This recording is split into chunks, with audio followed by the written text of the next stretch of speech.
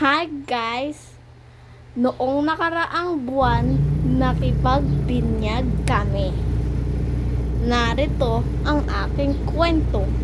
Pasok! Buk! Wala akong kalaro, kawawa naman ako. Napaaga kanyan sa simbahan. Tapos, mamaya-maya, nagsimula na rin. Ayan, nagsimula na si Father dyan. Nakaupo lang kami kasi behave.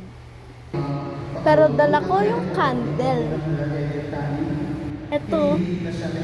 Ay, wow, ganun pala. Maya-maya niyan, tapos na, picturean na. Tapos, diretso na ng resort. Yay! Pumunta po kami sa Mula de Victoria. Doon ang reception. Wow, ang daming isda. Kalipo. Ito mo kasi, ikaw na pwede. O, Dora na habang nagpipictorial sila. Diyan po sila ng picture-picture kung nasan si Tatoy. O ha, ang ganda. O, ayan pa sila.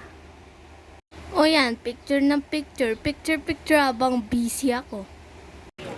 Swimming na tayo guys, hanggang gumabi.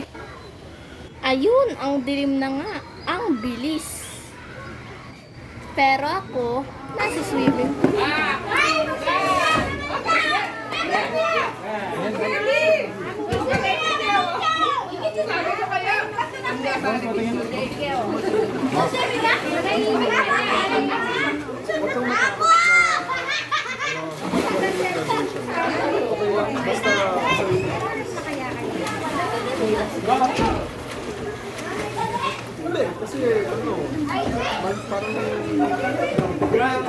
Nakasulit-sulit ko talaga.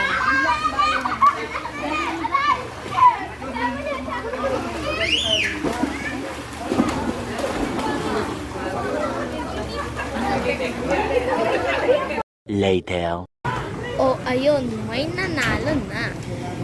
Iisa na lang ata natira. Ah, may kasama pa pala.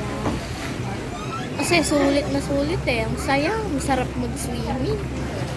Sakto, mababa lang yung swimming pool para sa mga kids. O ganun pa man, ay... Ayan na, uwian na. Uwian na guys. Salamat ulit. Bye!